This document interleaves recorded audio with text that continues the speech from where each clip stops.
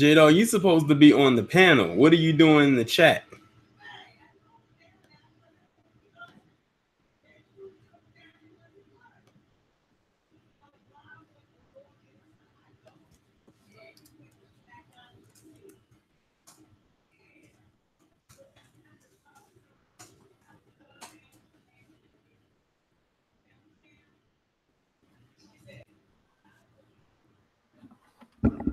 Hey.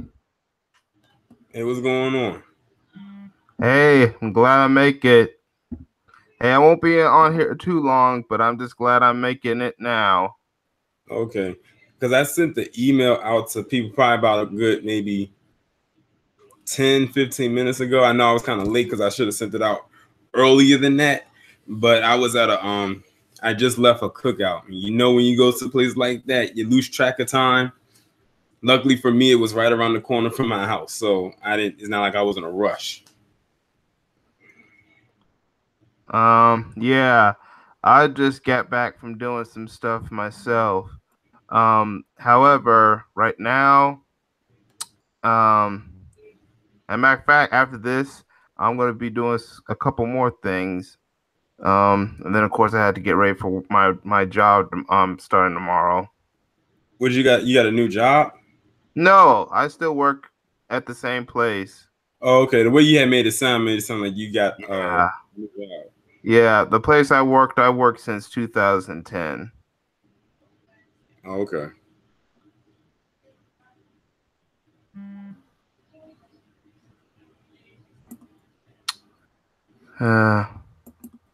So I guess we're here to talk about the Purge.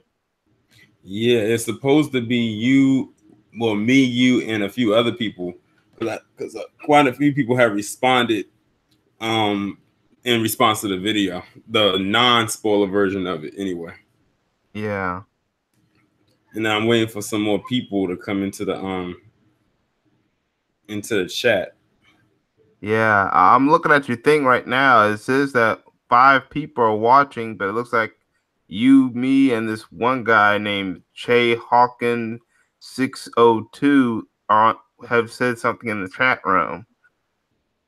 Yeah, I see it.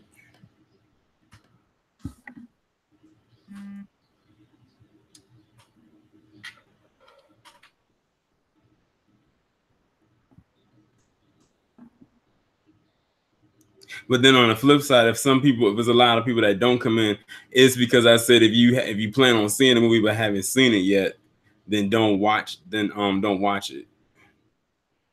All What's right. going on, Gregory Wyatt?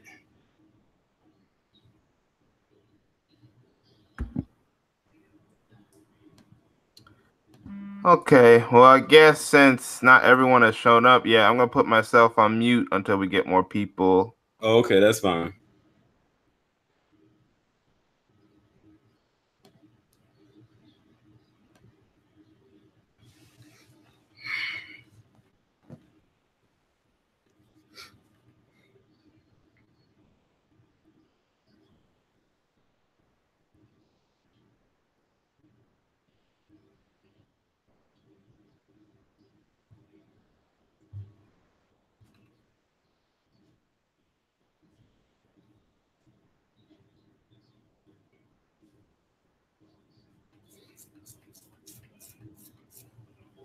What's going on, Ashton?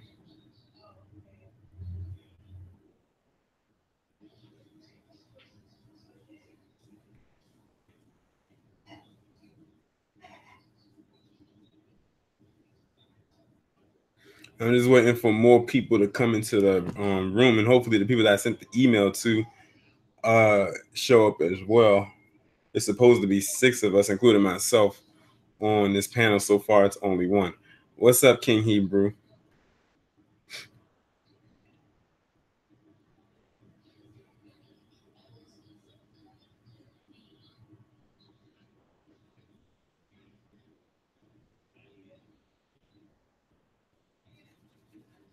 Trying to see if I can reach the same amount of people that I did the last time I did a live stream on here, and that was almost 200 people, and I think that was last week.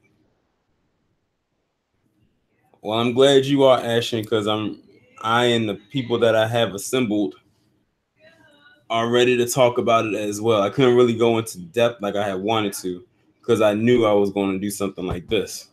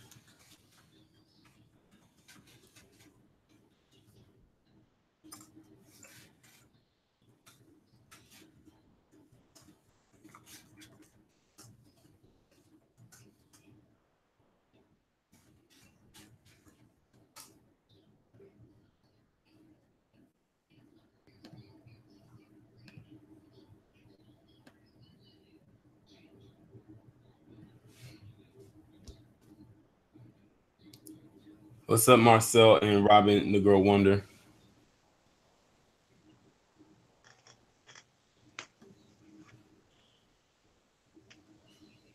Let's see, we got somebody else on the panel.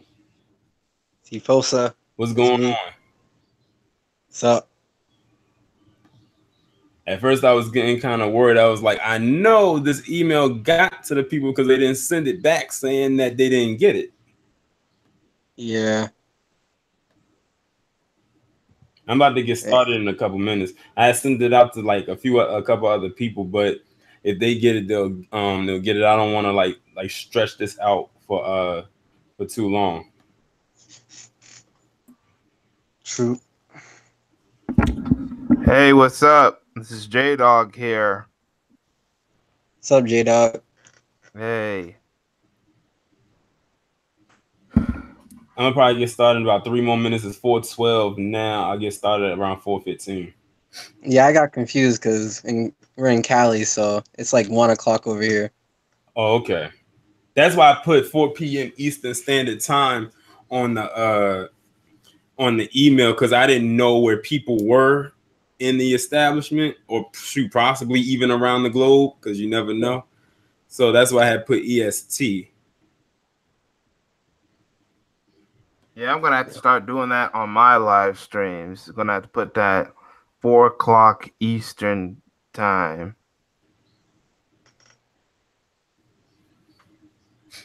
I know it was hot. Like I know Cali was going through a heat wave this week.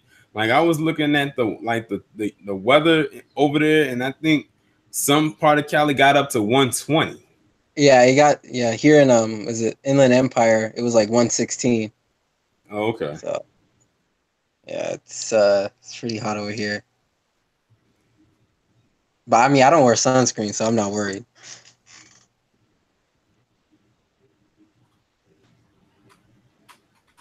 You don't need it. Nah, I don't need it.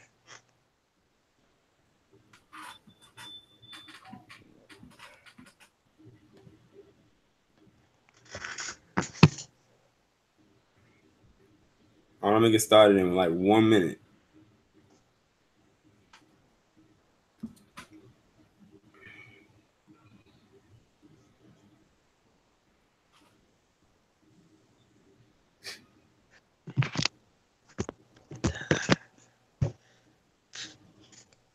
What's going on, Charlotte? I could have sworn I made you a moderator. There, you are one now. I think I've seen this person before on one of my chats or something, or one of my videos. You may have. I don't know. Some of the others I've seen for the first time. I see King Hebrew. I've seen him before. Oh, I see Underrated Darkness. Underrated Darkness. All right, it's 4:15. I'm gonna just go ahead and get started, and we'll just go from there. Whoever joins in will join in. As far as the people that I sent the email out to, as you all know, the reason why I'm doing it like this is because y'all already know that I had issues with some stalkers and some trolls over the last week or so, and I'm not about to put that in there. And I was also on another hangout last week where some people or trolls got a hold of a link on someone else's hangout, and then they started popping up in the panel and doing all kinds of weird stuff, and it was chaotic. But they got rid of them, so that's why I did it the way that I did, and sending it as an email instead of just leaving the link in the chat for anyone just to get a hold of.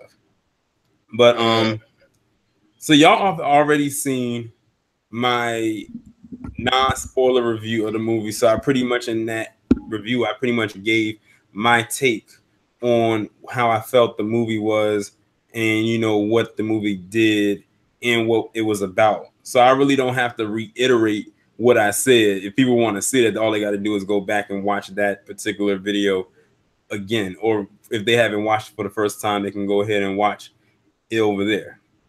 But I'm going to ask you. I'm going to start with J-Dawg since he was the first one to come onto the panel. What did you think of the First Purge? I thought it was a good movie. I know there was a lot of critics that were hating on the movie, and I wonder, I bet you why. But I thought the movie was okay, and it actually really had some good stuff. It also talked a lot about the current standard of America, the fact that this could happen, and looks like the way how America is being run today, this is already happening in somewhat way. Okay, folks, so what did you think? Personally, I think that movie was, I think it was just a giant white supremacist dog whistle. I really believe it was interesting that all the military people were white and none of the mercenaries were black. All the mercenaries were white, and then all the helpless people were all the African Americans who were running around trying to survive. And they had that one black guy. He had those Wolverine claws, but I mean, he was just a druggie anyway. But I think they were just trying to tell each other hey, we're gonna normalize the killing of black people, and we're gonna make it an incentive, money. I think they get 5,000 for killing everybody. So I think that was pretty scary. It was very blatant, basically.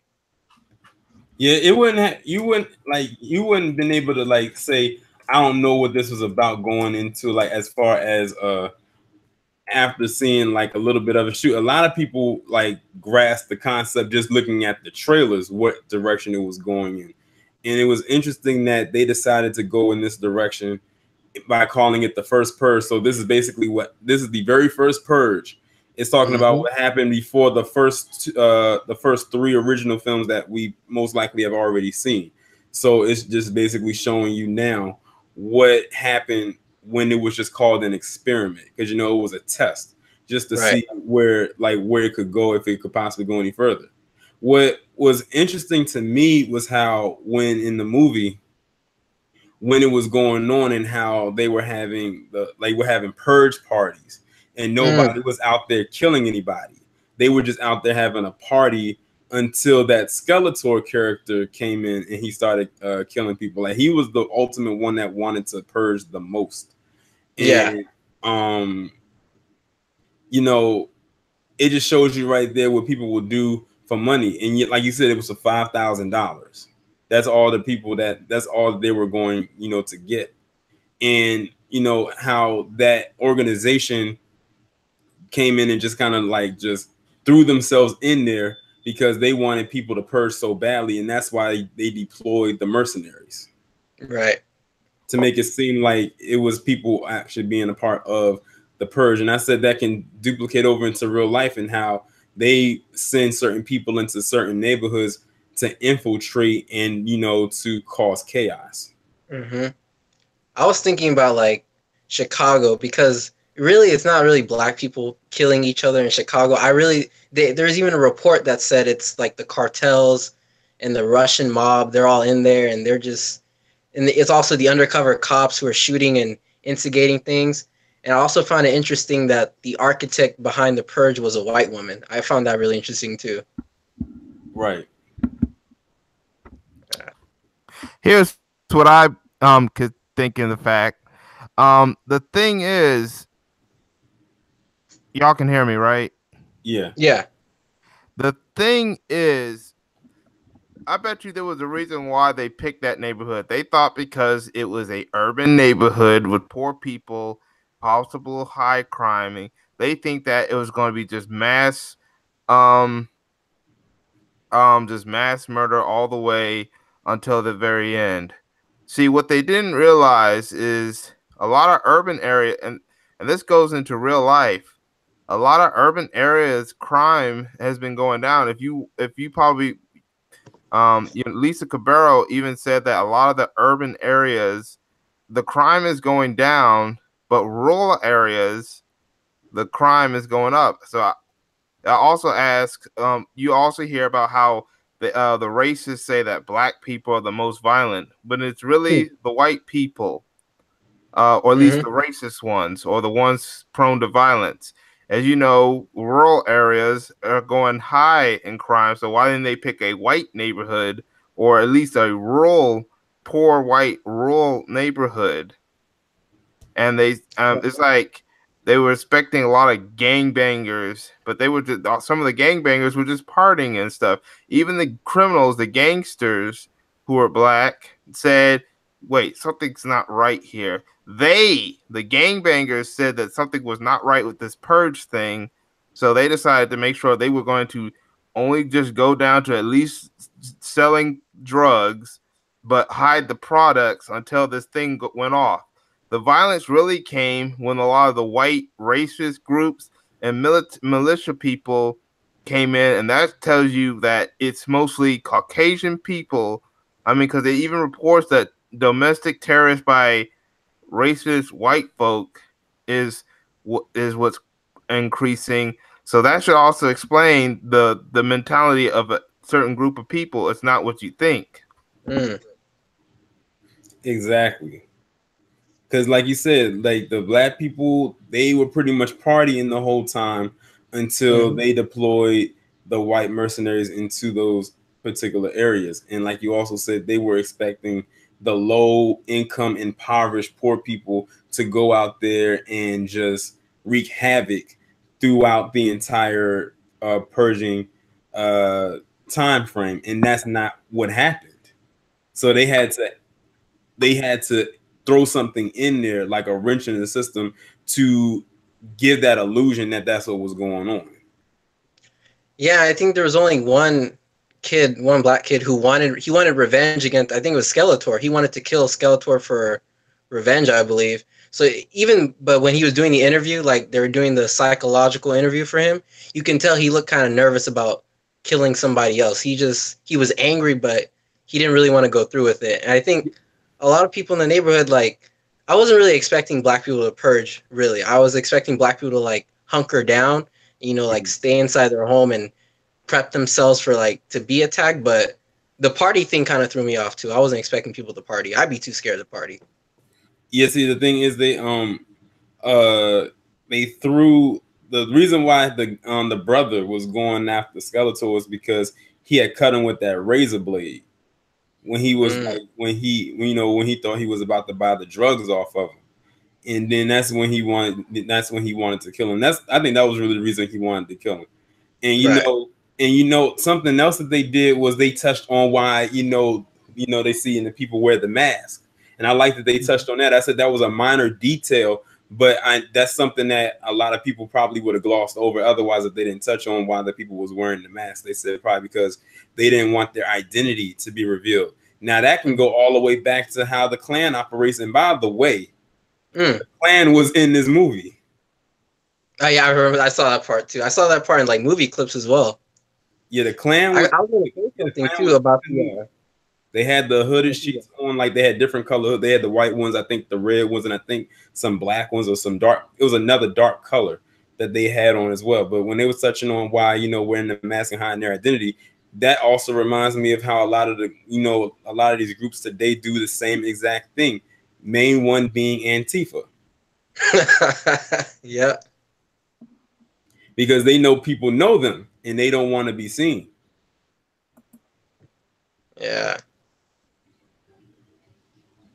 I think I liked what about this movie is like they didn't have the black men cooning or acting like a Sambo. The black men in this movie were somewhat serious about survival, which I appreciated that. I was like, okay, finally. And I think that's what I had alluded to in my original review, that the black people in this movie were serious about surviving, especially the main black character. The main male lead character, like he was going in. Yeah, he was fighting. Yeah, like he was determined to not only save his life, but he was looking out for his crew and trying to get to his ex and her brother and save them as well. Like eventually he became a one-man wrecking crew. Yeah, he reminds me of the one. You remember the black guy from the other 3 purges, Dwayne? Yeah, that's his name, Dwayne Bishop. Because I think in the first one, he was like, he had a dog tag, but he was homeless. So he was like a homeless veteran. So I'm thinking like all the black males in this universe, they have like military training or something like that. They will have to, because like you don't just have all that heavy arsenal around you just for show. You got to be using it and know how to use it. Like when they opened up that closet and you saw all those military style weapons hanging on those hooks, I was like, my goodness. Like that was a lot of heavy artillery they had there. And they even had that homemade bomb. Oh yeah, here's the thing. Did you see that when they were getting those weapons, did you hear what the guy said about the weapons? They said that they were given those weapons. The question is, who gave them those weapons if they weren't being sold to by other criminal organizations? The same people that wanted the black folks to purge each other. That's probably who gave it to them. That goes into the government planting stuff in certain communities and stuff. The crack epidemic. Who really brought crack into the black neighborhoods? It wasn't just the gangbangers. It wasn't even the mob. It was the government. I mean, the mob helped, and maybe the crack dealers sold it, but it was really the government that was bringing it in. And now you have white folks suffering it with the opioid crisis by the Chinese and stuff like that. And did you hear what the Chinese said? They said they're not responsible. They're like, we can't control who smuggles drugs into America and who doesn't. Yes, and that's what the white folks said when it came to the crack. They said that they weren't responsible, but it turned out, thanks to a reporter who unfortunately got killed, they were responsible. Yeah. So yeah, and then you hear in Chicago, police bring in boxes and bags of guns for the gangbangers to kill each other, despite the fact that the crime is going down over there. But that's the thing. See, and if you saw the movie Boys in the Hood, Lawrence Fishburne's character said it clear. Why do you think there's a liquor store in the corner? Why is there also a gun shop? They want us to kill each other. Yeah. And the thing is, a lot of us aren't falling for the trick, at least hopefully not anymore. Yeah. And that plays right into this movie and why they had to disperse those mercenaries, because the purge wasn't going the way that they wanted it to go. They were expecting an all-out bloodbath like we saw in the previous purge movies, but they weren't getting that with us. Yeah. Even with the previous purge movies, like remember it was the Purge Anarchy, when you finally saw the black people who had organized themselves, they were just going after the government. They're like, we're not. I mean, you had that one crew, they were like selling people to the rich white people so they could hunt, but with the other black people, they weren't really purging. They were just ambushing the military. So even then, like, for the most part, I don't think black people are really interested in purging like that. I mean, this movie was made by a white Jewish director, I believe. So it's just their psyche. Like this is what they want to do. We don't really want to do that. Mm-hmm. But the thing is that they were willing to still put us in a positive light also tells us something. Not to mention, when I went to the movie theater, and I think when you said you went to the movie theater, it was mostly a lot of black folks that went to this movie. It was. But then again, the theater that I go to that's close to where I live is in a predominant black area anyway. So that was kind of a default. Maybe they market it to us because they know they can make money off of us the same way they did Black Panther. How they marketed Black Panther, and they made like over $1 billion, and that was just, I don't even think that was international. Yeah, they made like 1.2 billion or something. So I think they want a large black audience for these movies, these purge movies at least. They realize that we are important, that we're as important in box office as you think we are. Mm-hmm. That's why they're coming up with more of these black movies, allowing more black movies to show up this year. Coming up already in selected theaters is Sorry to Bother You. Will be it's released in selected theaters, and it's making it's almost made like almost $1 million so far. So July 13th is when its national release is supposed to be, and I'm planning on seeing the movie. And then on August 10th, you have Black Klansman. Well, on July 20th, you have Equalizer 2. I've been doing live streams and maybe some videos, and I might be doing this in the future, and they're going to be mostly focused on the black films that are coming up. Like I'll talk about and see, since a lot of black films don't get advertisement, I figured us, the YouTubers, black YouTubers, maybe we should start talking about these films, and maybe we can use our audiences to put audiences into the theaters so we can support our movies. I see. Whenever I see movies and everything like that, I review them anyway. I was actually surprised that my first Purge review got as many views as it got, because I've been reviewing as a matter of fact, I'll take it back to last year. Last year, I reviewed the movie Get Out, which, by the way, the production company who did Get Out is the same production company who did the first Purge, Blumhouse Productions. Blumhouse, yes. When I did the review for Get Out, it was so highly requested that I do a review for that, because a lot of my subscribers at that time, and still even to this day, wanted me to review that movie so badly. They were literally waiting for me to give my approval or disapproval on it. That was probably one of my most watched reviews I've ever done on that channel. Like, that review probably reached 10,000 views in like a week. Hey. So just imagine if I still had my original channel where that view count, that thing would probably at over 100,000 by now. On that, and that would I couldn't believe that it had got that many views, because usually I figure that my movie review videos don't get that many views, because I just did one for Ant-Man and the Wasp, and that one's like approaching 600 views, I think, now. But this one right here that I did, which came out 2 days before it, this one's like at over 1,300. Here, by the way, it's mainly because this is like the movie that I think a lot of people wanted to see what I was going to say about it. Yeah. Well, here's the thing. By the way, the Black Klansman movie, The one that's supposed to be on the true story of the cop that infiltrated the Ku Klux Klan and used the help of the white officer to do it.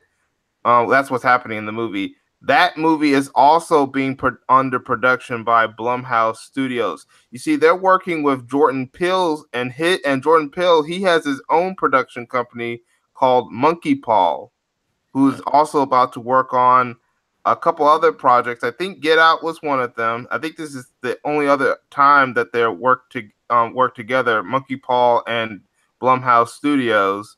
Blumhouse Studios, they're also going to work together on a film that he's doing called Us, which is supposed to have Winston Duke and Lupita Nyong'o, and that's supposed to come out next year. So yeah. I don't hope I'm pronouncing your last name correctly. Royalty, or is it Reality? You said always a white savior in all the movies. Well, let me tell you something right now. Because no white savior. Since this is a spoiler review, I'll put it like this: there was no white savior in this movie. Nope. The black people saved themselves. Black Panther. I know it's rare. Black Panther didn't have one either, and yeah, Black Panther did though. Well, they had a help. They had an ally, but he wasn't the savior. He was, because Killmonger wanted the vibranium to leave the borders of Wakanda. It was ultimately the CIA, the white guy, that he shot down all the ships. So I'm like, I when I watched that, I was like, interesting. Like, of all the people, of all the cast members, he had to be the one to do that job. Well, yeah, I mean, you got some stuff. Yeah. To me, I thought he was just the white helper than the white savior. That could be, that's your opinion. That's my opinion. Yeah. But speaking of Get Out, did you ever watch the alternate ending on YouTube? No, I haven't. Oh, you gotta watch it, because I think Jordan Peele, he did an interview, and he said that the original ending was that the main character was gonna get arrested by the white police officers and then charged with murder and end up in prison. And if you watch the alternate ending, that's what happened. He's in prison, and then his friend, the TSA guy, visits him, and he's like, "Hey, we can get you a lawyer. Just run me through what happened." And then the main character is like, "Oh, it's fine. I killed them. I stopped them. I don't care about going to jail. They're not going to take my brain." And then that's how the alternate ending ended. But Jordan Peele said he didn't want to put that in the movie because he didn't want black people to lose. Too cliche. Yeah. He wanted an ending where the black guy actually won. Like, he actually got out. Like, that was the whole point. He actually got out of his situation, because it was basically signifying that he was the one that got away, because the rest of them did. He was the one that figured out what was going on before it was eventually too late for him. So I'm glad that Jordan Peele did not go with that alternate ending. When I didn't even have to look at the alternate ending, and I still haven't looked at it to this day. All I looked at was the thumbnail and saw him behind the glass wearing the orange jumpsuit, and he was talking to the TSA agent. And I already knew what happened. That he got caught, they sent him to jail, and they thought he did what he did, but they didn't probably believe him why he did what he did. Right. So I'm glad that they went with the ending, the original ending that we saw in the theaters. Yeah, that was a better ending than the alternate one. Because even when I was watching, I was depressed. I was like, poor guy. Yeah. Yeah, I'm glad that they picked the ending that got shown in theaters. I'm also happy that Jordan Peele won. He was the first African American to win for original screenplay. See, there's a difference between original screenplay and adapted screenplay, because many black writers have won the adapted screenplay. The adapted screenplay is, of course, when it's a movie that's been written, but it's based off of a book or a comic or a show, or based off a true story or some radio show or something.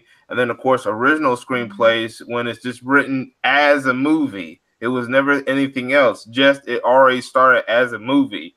But there have been no black writers and screenplay artists that have won the original screenplay, like they have won the adapted screenplay, and Jordan Peele managed to do that. I actually kind of figured that was the one he was going to win out of the ones he was nominated for. Like I said, I don't know if he has the other ones, but I said that one he for sure has in the bag. For sure. It was a very well written movie. It was very well written. I think recently the guy from Black Panther, the one who played M'Baku, is that his name, M'Baku? They said that he signed on to play Kimbo Slice in the movies now. So you're gonna see his career is about to. I can see it. Yeah, his career is about to skyrocket. Yeah, I see this guy is going places, and I'm glad that this guy is going to be able to go places. But let's get back to the topic at hand, because we kind of like went around the world a little bit. Yeah, I admit. Yeah. So what did you think of the characters? Like, we didn't really get a chance to really break down the different characters in the movie. I mean, I guess we can start with the Naya character. And by the way, like I said in my non-spoiler review, the one who played the sister, I'm familiar with her mother because she's a Baltimore native. She's from Baltimore. She's from Maryland. Baltimore is like about 45 minutes from where I live, because Baltimore is northern Maryland going towards Delaware, and I'm more southern Maryland towards DC. But I'm familiar with her mother because me and her mother she might still be a part of it, but I used to be a part of this organization that her mother was a part of. So I used to see her mother all the time, but I didn't know that was her daughter until I saw her post pictures of her on Instagram. I was like, she knows her. And then she's like, oh yeah, that's her daughter. And I was like, oh, now when I look at him, I see a resemblance. But I'm actually proud of the career that she's like developing, and that she's actually going places, a fresh face in Hollywood. And hopefully she doesn't get caught up in all the BS that Hollywood offers. But I really enjoyed her character though. She wasn't the cliche damsel in distress. Like, she was ready to ride or die for her ex, even though she knows that her ex was caught up in some stuff that she wouldn't really want to deal with, and which is why they broke up. But in a way, you're kind of glad that she was taught some things by him, because she was taught how to survive. Yeah, I see that. Oh no, you go. Yeah, I see that she was more of the her character was basically the activist character. Yeah. Basically, you know, trying to fight the power, fight against the government in the means necessary. Because she knew that she said that this thing was most likely going to be a way to target Black people in a way, and she was right. Some of these laws, some of these things like the purge and stuff like that, they really, when they talk about depopulation, they're talking about us. Oh yeah, yeah. Or at least the weakest of them, but mostly us. Because our numbers are still growing. Even like, take Africa, like has like 1 billion people within the continent, and then you take the diaspora outside of the continent, and we're still growing despite the killings, despite everything. So I can imagine, like, they're scared. Like, they probably lose sleep at night thinking about us and us having babies and all that. Yeah, when they talk about us having babies at wedlock and stuff like that, they try to promote us having babies at wedlock. Don't they know that also helps grow? And even if it's something that we should not be doing, don't you know that having babies at wedlock also grows our numbers? The only thing that's going to stop it is stopping our women from being pregnant, period, whether through abortion or by sterilization. That's what's going to stop the numbers, but there's not enough sterilization to stop our numbers. It's definitely not enough to stop some of the other communities, like the Latino community. That's sterilization and abortion is not going to stop their numbers from growing. It's not going to stop ours either. That's actually what they touched on in the movie. If you remember, the guy was talking to the woman who started the quote unquote experiment when they was having that little, I guess you could say, that disagreement, when he had said something to her to the effect that you know, we're doing this because we're trying to like lower numbers or depopulize. He didn't say that, but in code speak, that's what he was saying. Yeah. And ironically, they started there on Staten Island, where it was a lot of black people at. So why didn't you go to anywhere else except Staten Island? Like, they started right there, and that was their main focal point. But that all goes back to stuff that I talked about in my videos. Black people on a historical level have always been the breeding ground as far as being the lab rats for a lot of experiments, i.e. the Tuskegee experiment, when with gynecology, they tested it on black women first. So we have been the lab rats for almost every experiment that pretty much most white people have ever done before they ever tested it out on their own or any other race of people, especially their own though. That's because we're the main enemy. Like what Dr. Francis Cress Welsing said, they fear, you know, genetic annihilation. So they gotta target the most melanated people who are also the most fertile and the most populous, apart from, you know, China or India. But about the character Naya, what I didn't like is that they went to the church and they were all hiding in the church. And I'm like, somebody's gonna come and kill you while you're all praying over there. I mean, no offense to any of my religious family, but in the middle of a purge, I'm not gonna be at church. I'm gonna be hunkered down in my home or something.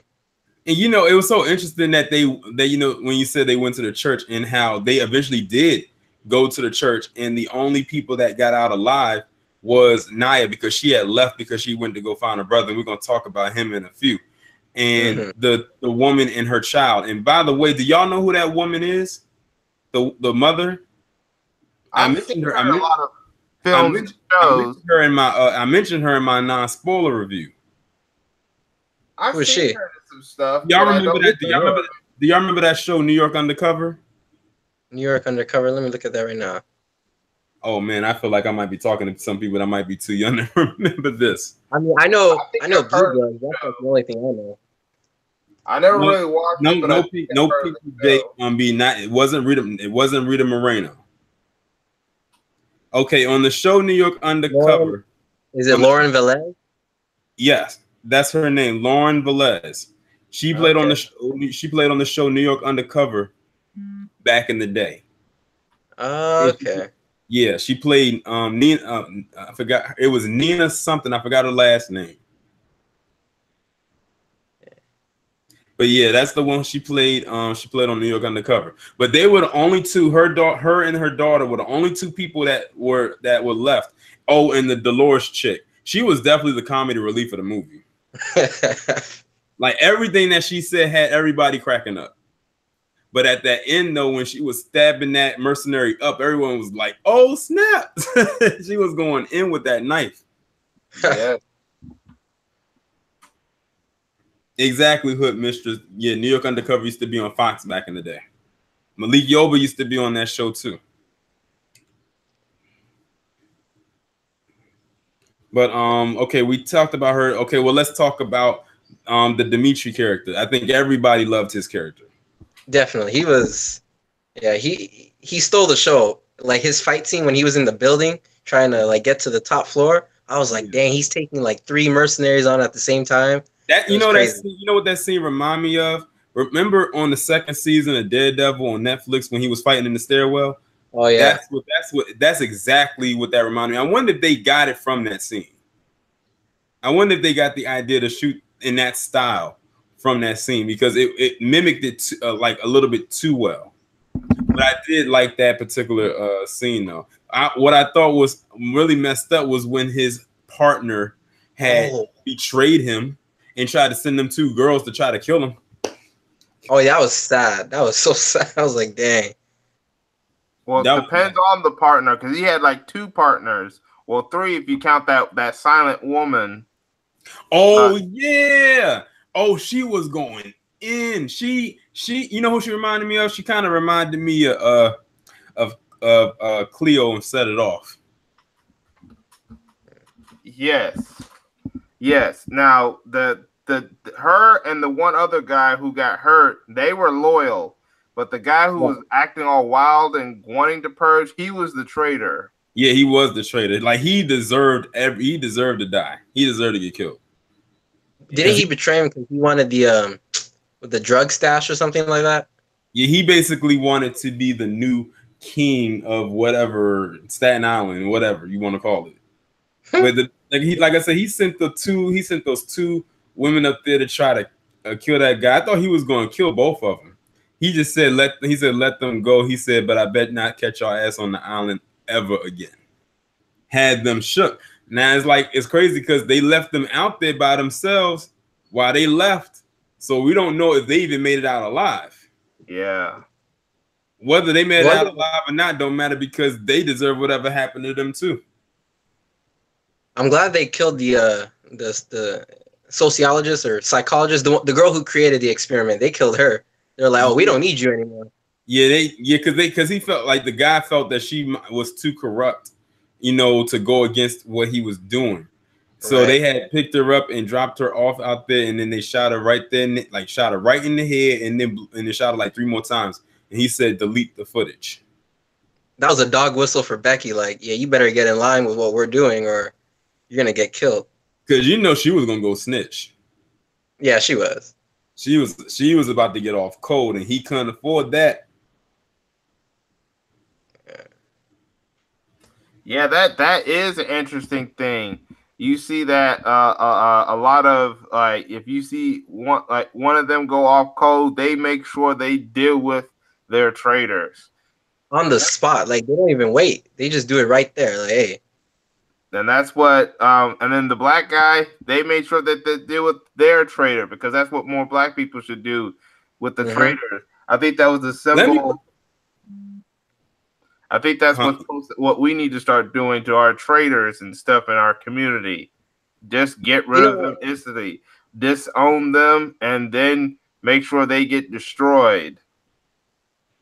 Like in Zimbabwe when Mugabe was in power, like they would accuse him, his secret police are torturing people. But if you really research it, all the people they were torturing were accused of treason or espionage or trying to like overthrow the government. So I'm like, of course you need to be tortured. You're trying to overthrow the one country where black people don't have to answer to Caucasians for their bread and butter. And yeah, you need to be thrown into a black site.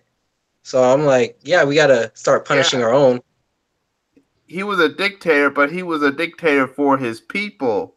He was not going to go kiss up to white butt like their new president was. And there's a lot of the black Zimbabweans, they don't like their leader. And a lot of black civilians, including in South Africa, are fighting against the racist or the traitorous coons. That new guy in Zimbabwe, what was interesting is, when the military came in and they said, we're going to put Mugabe out of power, but we're not going to hurt him. The new guy who just became the president of Zimbabwe, he was hiding in China the whole time. So I'm like, China was behind this too. Because China wants access to those resources. And as soon as Mugabe left power, they said, we're going to start selling the rhinoceroses. We're going to start selling the diamonds again. I was like, all right, so the coon is in power now.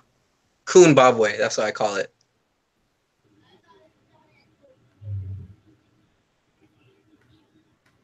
So let's talk about a character I think that probably pissed off quite a few people, and that was the brother.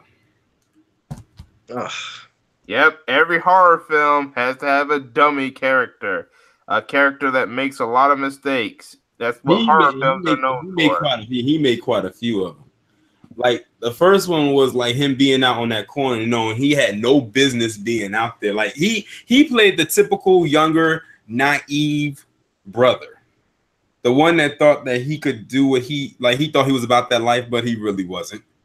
I knew he wasn't. Like even during the interview, he looked nervous. I'm like, dude, don't even try. He knew he wasn't about to go and really do anything, purge worthy. So it's like they probably saw him as as weak, but they still gave him the little packet anyway. And he only wanted to purge one person, and that was that Skeletor character. I'm like, if you're gonna go purge, you're supposed to go after but he was only going after that one. And when he had the chance to blow his head off, he didn't do it. We in the theater yelling at the screen, shoot him, what are you doing? Shoot him. And then he knock him on the ground and drop the gun and get up and run away and leave the gun. Yeah. Yeah, that he's probably a symbol of what of emasculated black males. He's the symbol of that. You know, they're hard when they're behind the screen, but when they're going through the danger, yeah, they're quick to easily run, piss their pants, and hide. I actually wanted Skeletor to kill him. Like, you know what? Since you're a coward, you don't deserve to purge. You need to be purged. The only time he was actually of some use was when Skeletor had got a hold of his sister. Yes, and he stabbed her with the glass shard. He had no other choice but to save his sister. Like, I'm like, if you won't let your sister die, oh, you really ain't shit. You really not. Because he was about to cut her throat. He actually had already started. And he came from behind and stabbed him with that glass or whatever it was he stabbed him with. Yo, there was a guy in the chat room that says that in horror films, there are no smart black people because they get killed off first. That's unfortunately true. Mm-hmm. You know, and it was so crazy when you said there's no smart people because they get killed off first. Probably because they will probably be the ones smart enough to make it to the end and not do a lot of dumb stuff. But there are some horror films where black people have lived to the end. Like Get Out. That's the only one I can think of right now. Oh, there's a couple of others. Alien versus Predator, Sanaa Lathan made it all the way to the end and she lived. As a matter of fact, she teamed up with the Predator to take out the alien. Oh. And the Predator helped her escape the cave. I actually have that movie. Yeah, it's pretty good. Brandy lived all the way to the end of I Still Know What You Did Last Summer because she was smart. LL Cool J even survived. Unfortunately, Samuel, Deep Blue Sea. And even though he's a coon, Taye Diggs lived all the way to the end of House of Haunted Hill. So yeah, there's been a couple. Yeah. So there are a few, but I mean, it's they're not the rule, but they are the exception, if you want to put it that way. Yeah, Pinky, JYB, Ving Rhames made it to the end of Dawn of the Dead, the remake version of it.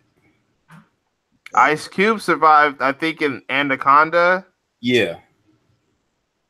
You know what's so interesting? You know what's so interesting? Anaconda only had 2 minority characters in it, J-Lo and Ice Cube, and both of them lived. I've now started to notice that all the white people died. All the white people died in that movie except for one white person, but the 2 minority characters in the whole movie lived. I just now realized that.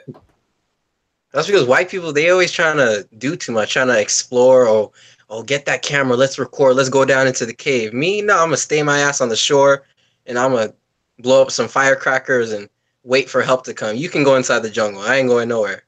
Ryan James said Busta Rhymes survived in Halloween H2O. Actually, it was Halloween Resurrection.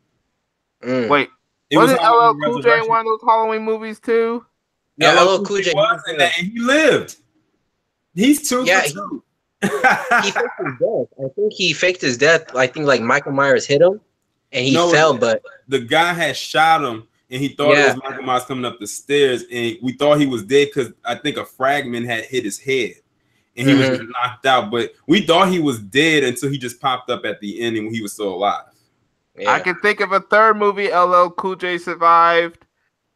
This movie where this killer was portraying to be these FBI agents were in this island, and it turns out the serial killer is that's went after them. At first they thought LL Cool J was the killer. Turned out it was a white guy, and LL Cool J actually faked his death and actually helped the woman stop the killer. That's a third movie. And it looks like this one guy, Ashton Lewis, says that Danny Glover survived in Predator 2. What about Riddick with Vin Diesel? Would you consider Riddick to be a horror movie? Not really. Nah, not really. Now I would say that the first one was on the horror side a little bit. What was that one? Pitch Black. Pitch Black. Yeah. Yeah, Vin Diesel and I think Keith David's character survived. But then Keith David's character ends up getting killed in Chronicles of Riddick. Yeah. So there are some movies out there where black people have survived, you know, to the end of a horror movie. It's just rare because they like to kill them off early on or maybe towards the end.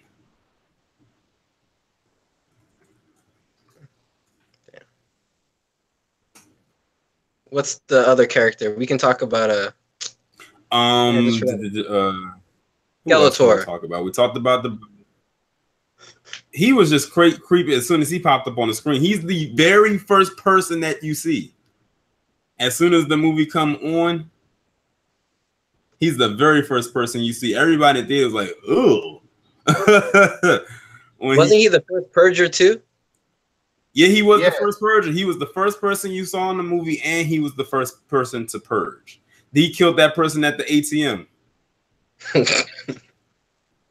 That guy wanted to go out on purge night just to go take some money out of the ATM and wasn't even successful. Yeah, because he wanted to take the advantage that crime was legal. Right. Yeah. That's actually, now that I think about it, that was almost the premise of what a lot of the people were going to do, was they were just going to go rob and steal. But Skeletor wanted to just kill. Right. And that's what the people who created the Purge really wanted to happen. That's why when they added, including murder, they really wanted a system, a plan that will help depopulate the country. That they just only added other crimes just to throw people off. Their real goal was depopulation. So they try to make it into some kind of event. And in the second Purge, the Purge Anarchy, the cop who wanted revenge for his son being killed, he told the two black ladies, he said they moved the money out of the banks because they knew people would try to come rob. So you see, by the time that Purge comes around, the government, they know people want to steal, but no, we're not going to let them steal. We're going to force them to come into the area where the banks are, but there's not going to be any money. There's going to be other people purging others. So even by then, they didn't want you stealing. They just want you to do murder, murder, murder. Yeah, because see, the whole gist of it was, from, like you said, for them to murder, not to just steal. That's why, like I said, he released those mercenaries. And see, he couldn't afford, when they killed the main person who created the Purge, the woman. You notice at the end, like during the post-credit scenes and whatnot, you know, he was talking about how his goal was to make this nationwide. I mean, we kind of knew that that was the goal anyway, because we've already seen what was going to happen. But I think I left the theater a little bit too soon, because I think something played, but I didn't go back to look and see what it was. Did y'all stay and see what? You know what? I actually did. What happened is they are promoting a 10-episode series. The Purge is going to have a series. Yeah, I saw the trailer for that. Yes, they got another 10 episodes. They got another. Now that you say that, I did see them advertising a Purge. I did see that. Yeah, they got another black lady in that show. I think she's like supposed to be like a businesswoman. I mean, the way she was dressed, she was in business attire. But yeah, I think she's like lost in the city. So they still got some black people in that TV show. I wonder if that's going to pick up where this one kind of left off, and is going to segue into the ones that we've already seen. It said it's supposed to take at least 10 years after the first Purge. Oh, okay, so that's in 2028 then, because technically they said that these Purge movies take place in like our timeline. So the first Purge is supposed to be in 2018. So, I don't know, maybe.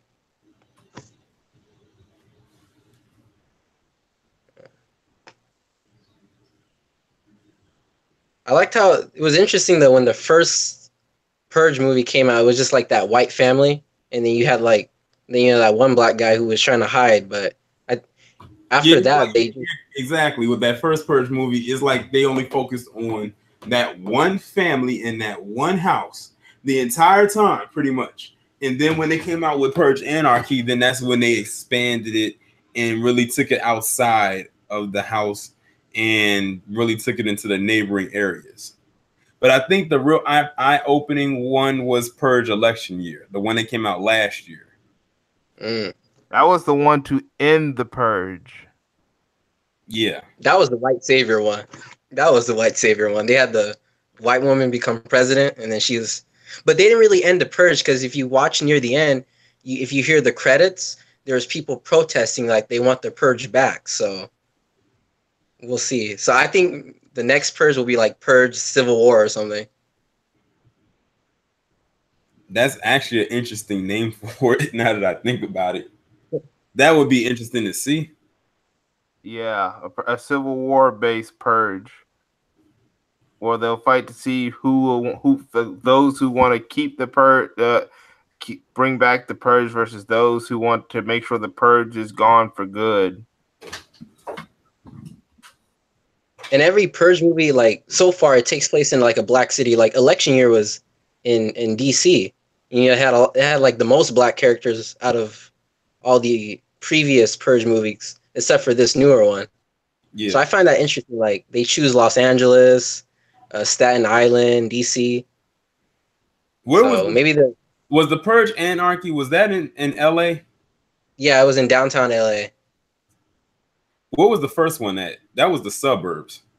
Yeah, it was in the suburbs of LA, so it was like in the gated community, which was interesting because that means the black guy, he ran all the way from either downtown all the way to the suburbs or something. So that's pretty interesting.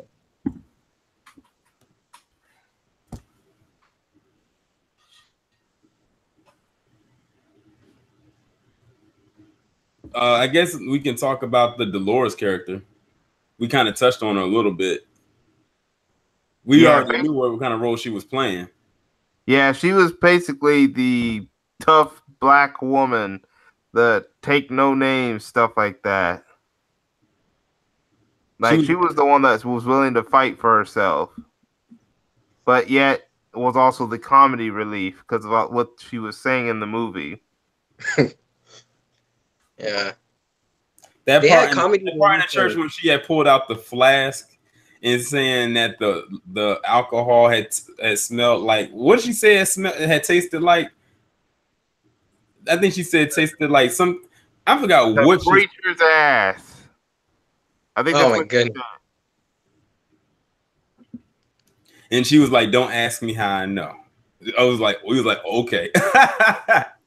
Yeah. They had comedic relief in Election Year too. It was the black guy. He was making jokes throughout the movie. I think there's one part they're hiding in the truck, and then the Bloods and Crips come, and he's like, "Oh, all these Negroes coming, I don't even have chicken for them," or something like that.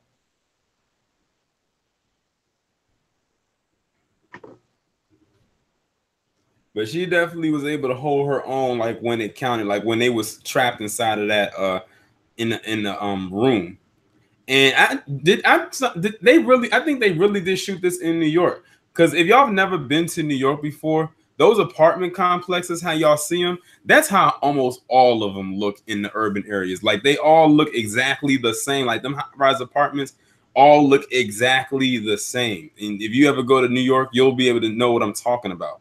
Like they have these small, cramped elevators. Sometimes you'll see some piss on the floor. Long, narrow hallways and the small, like, condensed apartment rooms and whatnot.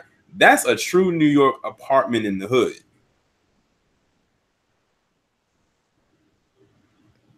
Yeah, I think it says here on their Wikipedia that they did film in New York. So okay, because I'm glad they did, because it made it look more authentic. Yeah, they filmed in Buffalo, New York. Okay.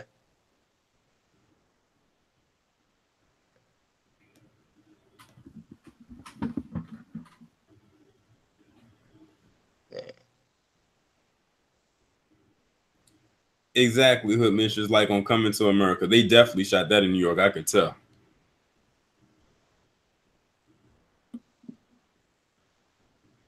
Trying to think. I think that poster is interesting is like they have. I think it represents the Statue of Liberty. Like when I first saw the poster, you know what? that's I didn't think of that. You know what? I didn't think of that, but you know what? You might be right, especially now that you see one. He's holding what I don't know if that's a torch or a Molotov cocktail, and then they're holding a book in the other hand. Hello, like Bible or something. Yeah, what's going on, BJ? I see you made it. Yeah, I said forget the story. I'm just gonna go ahead and jump on in. You're an hour late, sir. I tried, man. I tried. But what did you think of the movie? I thought it was superb. I thought it touched on everything perfectly, especially it's based on the timeline right now. Being like 2018, Charlottesville and all that stuff going on. And it touched on a lot of racial issues in this country, which I thought they was going to play it down, but they actually played it up. And I kind of feel like they've been watching all of our live streams on YouTube about Pookie and Ray Ray, because they so made Pookie and Ray Ray the heroes of the community, which they are. You know what? Dimitri was a Pookie and a Ray Ray at the same exact time. They could have been interchangeable, but that's exactly who he was. That's why I was hoping. You know what? I'm glad you mentioned that, because I wondered if Anchorman has seen this movie, because he could definitely tie that into a live stream. He hasn't yet, because he said he's gonna go ahead and see it. Here's what I was hoping to happen. I was hoping that one of them would have been maybe expert of military, because one of his crew members was able to recognize military warfare. So that may have also indicated that they may have had military training. And if they did, they never really touched on that.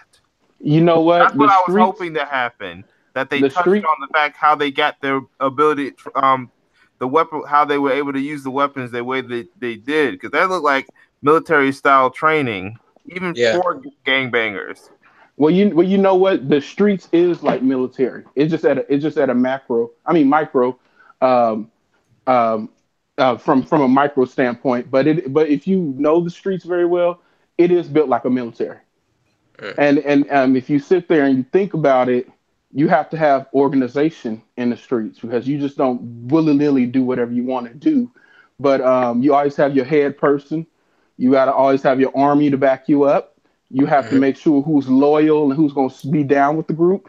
And also, when he had the old girl, who was dedicated, loyal to him, when dude stepped out of line, homeboy got put in check, saying, no, you're not going to purge. We're going to do this. And when he defied it, he got shot in the head. And it was over for him. And that's exactly what the military does. Yeah. Oh yeah, like I said, she was ride or die. Like, he just gave her a look and she went over and handled business. Hey, we can't deal with no traitors, especially nowadays where we have these raccoons and bed winches flying around, and they want to do whatever they want to do. The black community have to purge them, because they're a detriment to us. Yeah, we have to have a punishment mechanism, because, to be honest, no other group lets people just run around and say willy-nilly. I mean, look at the European Jews. Like, you get assassinated if you say something against the European Jews.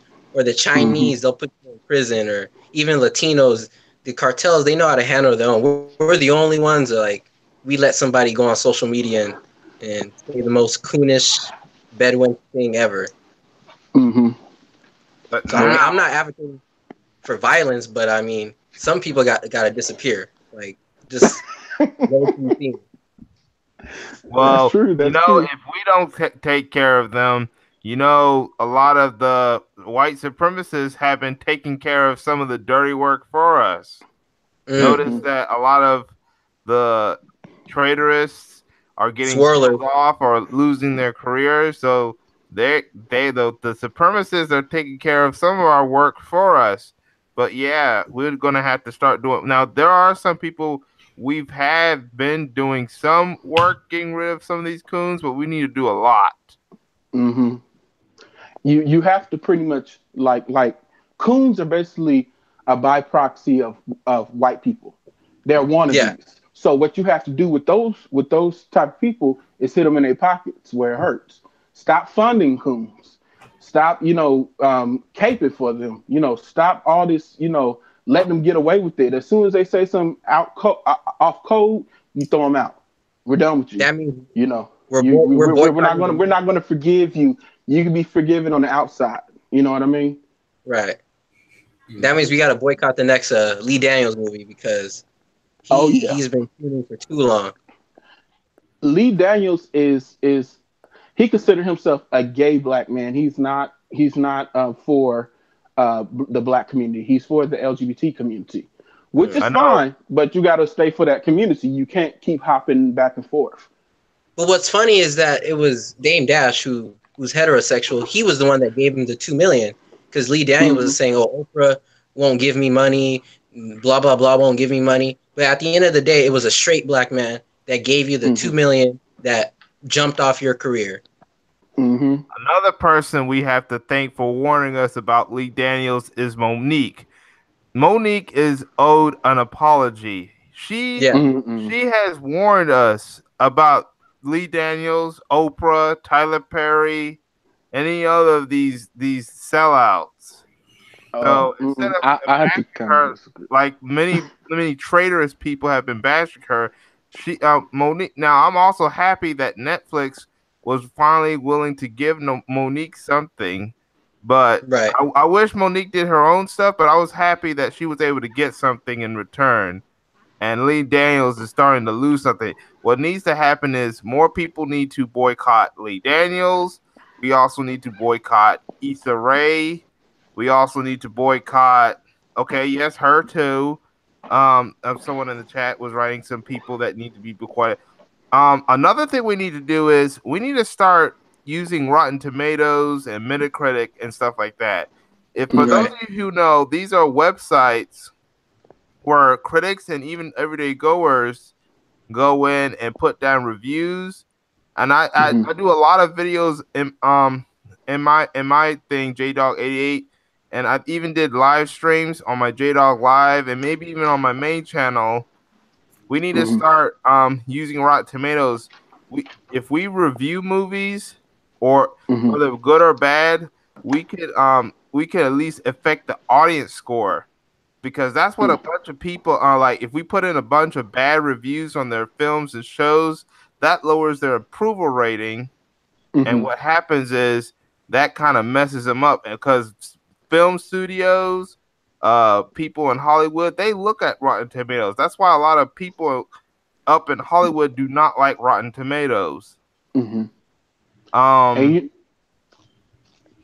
ahead, what you're saying. No, I definitely agree with you saying, but Monique to me is a catch-22, and the reason why I'm gonna say this, it might step on a few toes, but Monique is only crying out because it's Monique having the issue. When it was other black people having the issue in the industry, she wasn't speaking up like that. Other black people. Now, Viola Davis, if anybody ever followed her, Viola Davis did the same thing and spoke up for black actors and actresses. But she did it in a tasteful way. It wasn't about her. It was about the future generation of actors and actresses that are black in Hollywood. So Monique, to me, when she stood up and said, Amy Schumer is my sister, but she downed Chris Rock and Dave Chappelle, that lets me know something that you're more for the feminist agenda. You can talk all that pro-black stuff and wear your little afro, and that's why I call some of these people unconscious, because they're not really conscious. They're unconscious because they're lying and trying to use the plight of black agenda. And you can have a black husband all you want to, but it makes me think, do you think like a European, or are you thinking like a black person? Because she was self-serving during that whole ordeal. And I do agree to the point to where she was right about Lee Daniels and a few other folks. But the way she was coming at it, like she was for us, but she was really about herself. Because you listen to that tape she did with the brother Tyler Perry, she wasn't even letting him speak. She wasn't letting him say anything and different things like that. And she was accusing him of talking about her. she wasn't even like really hearing what he was saying. So I kind of gave that a side eye of her trying to out him because she needed Damon Dash to get the clout that she needed for, supposedly outing Tyler Perry. And I'm like, okay, are you really doing this to help somebody? Or are you doing it to ride the wave of Dame Dash because he's having an issue? Because it kind of overshadowed Dame's Dash issue to me, in my personal opinion. All right, yeah. My plan with the Rotten Tomatoes, I call it the critic website strategy. Now, here's one example of it, and that happens to deal with the Star Wars movies. When I was talking about why we should use Rotten Tomatoes to basically put in bad approval ratings on some of their products, is because now, despite how much money The Last Jedi made and how much the critics score was, it was at like 90% approval rating, which is a certified fresh because it's above 75.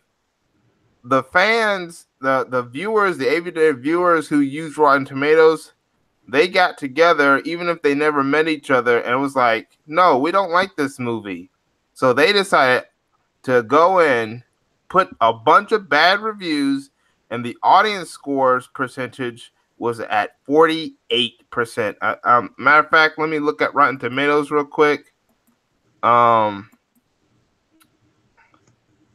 usually don't really follow Rotten Tomatoes like that because they also gave The First Purge a bad score. And I thought it was a good movie. Me personally. I didn't like Star Wars in general because the thing is a lot of them are paid to give these bad scores too. So if they're not going, so say that if they were known for giving bad scores, unless you come in and give them a bigger check and say give this a better score even though it doesn't deserve it, they're not going to change their mind. They're going to follow that paper trail. A lot of them are paid to do this. Right. That's like when I get them trolls that come to my channel and give me dislikes. Do you know I got 5 dislikes on this live stream when I was just announcing it, when it was just an announcement? I got 5 dislikes. You can't see it because I turned the meter off. I really think that the moderators at YouTube, they automate the dislikes, because even for random channels that I'm watching, like music and all that, they'll have like 6 dislikes out of nowhere. So I'm thinking it's just like those white nerds at YouTube. I don't know what they're doing. But that's the thing. Why don't we start doing that to any channels that are against us? Now I'm looking at Rotten Tomatoes. And by the way, here's some things that you should know about Rotten Tomatoes that you might or might not know. Now, Rotten Tomatoes, like you said, it's not the website itself that's giving the movie bad reviews. It's the critics who are signed up to Rotten Tomatoes, and to people like myself who have accounts on Rotten Tomatoes. I signed up an account at Rotten Tomatoes, and I put in my reviews on certain movies and stuff like that. So it's actually just people that they just run the website. The people and it's run by Warner Brothers. Yet you see a lot of their movies get bad reviews. But the thing, it's people who want to go in, and like if you're a critic, you get to have your score affect the tomatometer. If you're just a regular everyday person, your score gets to affect the just the audience score, which is the bucket of popcorn. So that's what happened. Maybe we need to start getting together and start thumb downing all these coons hangouts, or start putting bad reviews on any movies and shows that give us a bad light, like Pose, or anything that Issa Rae creates, or anything that Tyler Perry or Lee Daniels creates. You know, if much of us uses certain websites, and there are others like MBD, IMDb and Metacritic, and maybe even Google, because like they have like a thing where if you're looking up a movie, they'll have like a Google user, how many Google users like a certain film or show and stuff. If we get together and start, this is another way of expressing what we feel about these things, and because of how they picture us. If we start doing more like the people did with Rotten Tomatoes, then we could actually we can really start doing some stuff here. That's why I've been encouraging more people to sign up to all these critic sites if they don't like certain films that are put us in a positive light, or if they don't like films or shows that put us in a negative light. We're gonna have to start doing more of this stuff. We're gonna have to start using stuff like this as a way in a way that can put us in our advantage. Use some of these things in our advantage, even if it is created by white people, because we could be angry at Issa Rae on a show, but if people are still going to see it, and if people are signing up and putting positive reviews, then, and we're not going to try to sign up and put negative reviews or boycott the show altogether, just being angry about it is not enough. We're going to have to do a lot more than just be angry about it if we want to take a stand and finally do stuff in our advantage. But I think like we still haven't reached a critical mass of Black people who are willing to not watch certain shows. Because even when I go on Black Junction TV, I'm seeing episodes of Love and Hip Hop Atlanta, and I'm like, why is this on our platform? This is not we don't need this kind of content on our platform. We already have that on BET and VHS. We don't really need that here. So I think there's still not enough of us who are willing to not watch certain programs, I feel like. I also think it's a big issue outside of these shows is the fact we have content creators who actually make web series on YouTube and different platforms like VHX. I don't know if you're familiar with Black and Sexy television.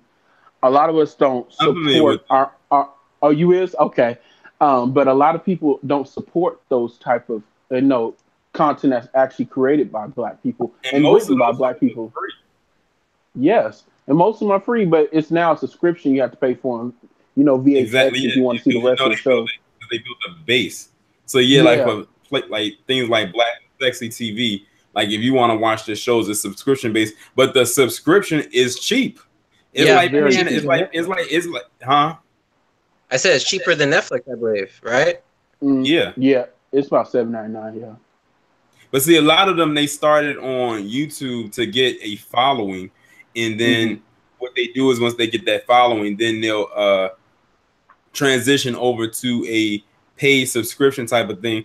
And what they'll do is, and I think it's genius for them to do this, is they will upload a small clip of the show on YouTube that may be about 10 minutes long. Then they said, oh, it's cutting off here. You got to head over here to watch the rest of it. And the whole episode could be like 30 minutes long. So what are people going to do? They will run over there to watch it because what they showed in that clip was enough to get them to want to watch the rest of it. I remember it was a show. It was a web series that came on. It was on YouTube. As a matter of fact, the web series was so successful, they actually got nominated for an Emmy. That's how good it was. And what they did was for the last episode of their series, because it's done now, they made it where you had to pay to watch it, and it wasn't even a lot. It wasn't even a lot. I think it was maybe $7. I think if that, it was less than $10. I paid it. I actually pre-ordered it so I could have it ready for when the episode dropped the following week. What show? And it was well worth the money because that was a long episode. The episode was like an hour long, and I think that was their longest episode they've ever done because they were mostly used to doing. Yes. How did you know? I love that series. I love that series. That was a good web series. Tough Love was. If y'all never got a chance to watch the Tough Love web series, go ahead and watch it. I think they only had maybe 2 or 3 seasons.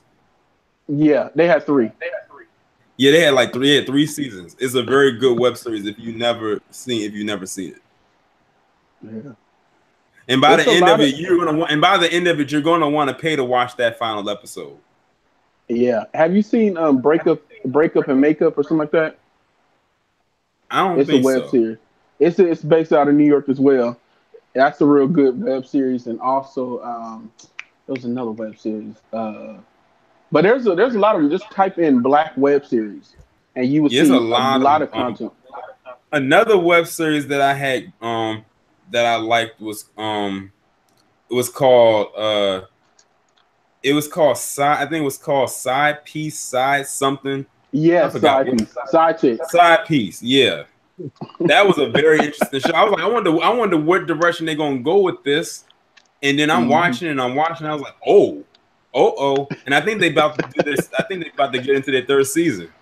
They are. It's called Side Chick. Side Chick. I knew it was side something.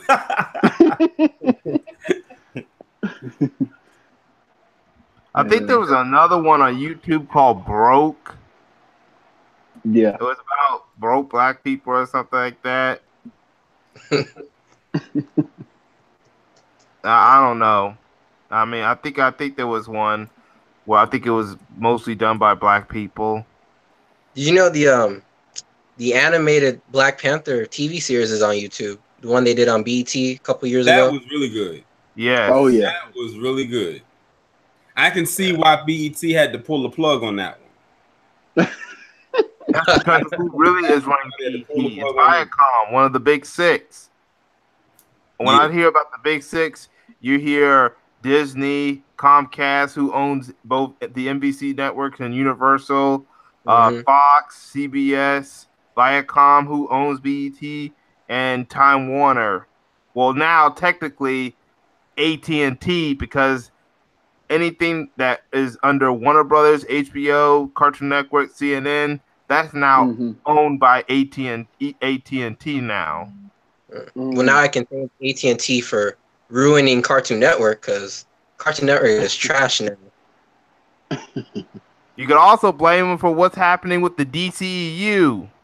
Oh, Zack Snyder and the Justice League. That movie was horrible. I'm sorry. I'm sorry to all the DC fans, but Justice League could have been better. Anna says Ted Turner owns it all. No, Ted Turner used to own it all. Technically, Ted Turner used to own Turner Entertainment, which created Cartoon Network, as well as CNN, TBS, and TNT. But what happened was they ended up merging with Time Warner, which is Warner Brothers, and now Time Warner and all of its properties are going straight to AT&T, the phone company, AT&T. Interesting. And now, sold it. Now the mouse is about to acquire Fox.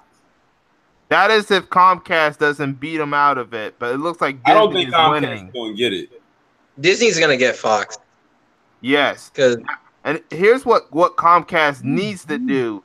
He needs to tell Universal, the company that they run, Comcast needs to give back Marvel the Hulk character.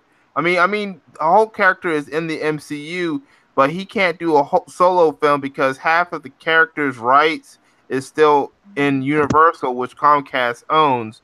And then after this Fox transition, what also needs to happen is Sony needs to just give the rest of the rights that they still have of Spider-Man left and give them back to Marvel. And when all that happens, Disney will have control of everything Marvel, at least evolving with film and television. Yeah. But I mean, they still have to do, like, I think they want to do another Deadpool, and then they have X-Men, Dark Phoenix coming up. So I think it's gonna be a couple years before. Actually, Dark Phoenix is supposed to be the last under Fox, and you know what? There's now been rumors they may not be able to do that either.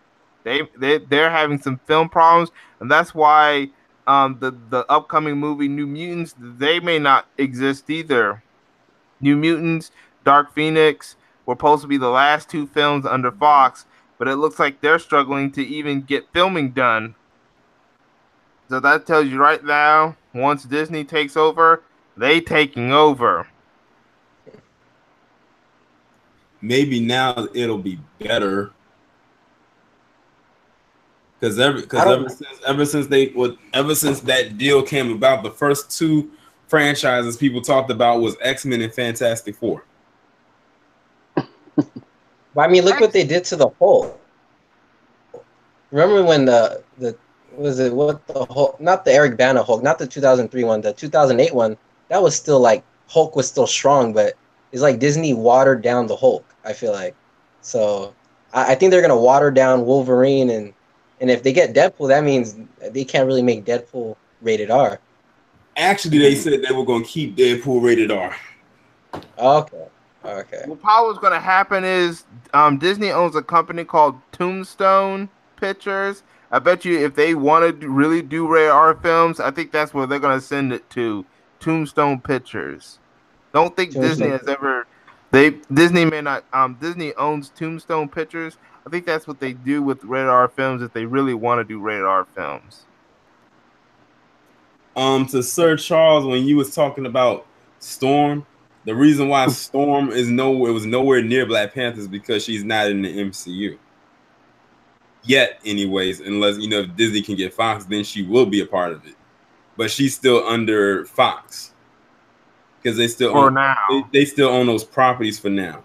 And the reason why it's like that is because remember, Marvel back in the day was about to go bankrupt. So in order to save money in their characters, they had to sell their properties off to various studios, Fox being one of them. And Fox got X-Men, which Storm is a part of course. And I think this company called Constantine, which later sold it to Fox, had the Fantastic Four, but they ended up going to 21st Century Fox. And now, once this deal is done, Marvel can get all their characters back, at least the characters that Fox owns. They just need to get Sony to give them Spider-Man and Universal to give them the remaining rights that they hold of the Hulk. So that means they're basically going to have to put all these characters into the Marvel Cinematic Universe, right? Because unless they want to create an alternate universe, but I feel like that'd be too confusing for people. Right now, see, DC was kind of smart. They just sold it to only one company, and that was Warner Brothers.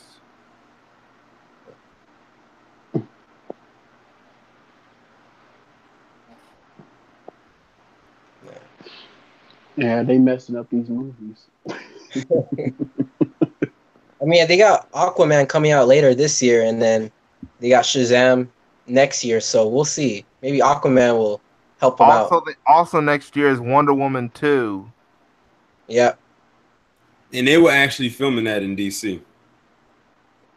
What?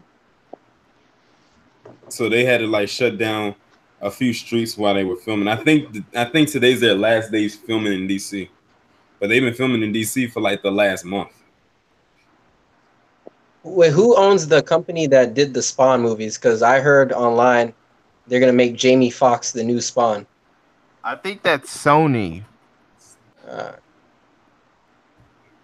Sony is really messing up right now. That's why I'm hoping they do the animated Spider-Man film that's coming out in December with Miles Morales.